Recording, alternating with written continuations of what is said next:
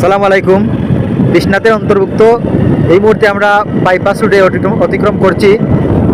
আমরা যাচ্ছি আমাদের বংশধরের বাড়িতে। সঙ্গে আছে আমি শাকিল এবং আমার চাচা শাহরাহান মিয়া এবং আমার বন্ধু রুমেল আহমেদ। আমরা আমাদের বংশধরের বাড়িতে যাচ্ছি।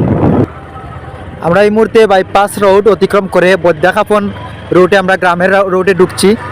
আপনারা দেখতে পাচ্ছেন আমরা ইতিমধ্যে যাচ্ছি, সঙ্গেই থাকুন। আসলে বৈদ্যাখাপনের রাস্তায় আমরা ঢোকার পরে দেখতে পাচ্ছি রাস্তার অবস্থা বেহাল দশা, খুব খারাপ রাস্তা। তারপরে এই যে দেখেন খুব সুন্দর একটি মসজিদ রাস্তার পাশে, ডান দিকে খুব সুন্দর একটি মসজিদ মিনারা দিয়েছেন, খুব সুন্দর একটি ডিজাইন। আর রাস্তার অবস্থা খুবই খারাপ, রাস্তা ভাঙা রাস্তা বসে দেখতে পাচ্ছেন। বৈদ্যাখাপনের ভিতরে ঢোকার পরে দেখতে পাচ্ছি আমরা এই যে একটি জায়গায় আসলাম, এই রাস্তারই কিছু অংশ খুব সুন্দরভাবে কাজ করা হয়েছে। আপনারা দেখতে পাচ্ছেন খুব ভালো রাস্তা হয়েছে, এখানে কাজ হয়েছে, নতুন কাজ হয়েছে দেখতে মনে হচ্ছে, খুব সুন্দর কাজ হয়েছে।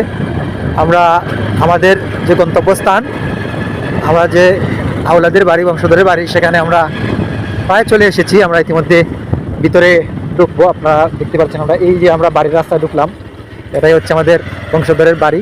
আমরা এই বাড়ির রাস্তায় ঢুকলাম, আমরা এখন বাড়িতে আসলাম। আসসালামু আলাইকুম। আমরা ফাইনালি আমরা আসছি আমরা বংশধরের বাড়িতে।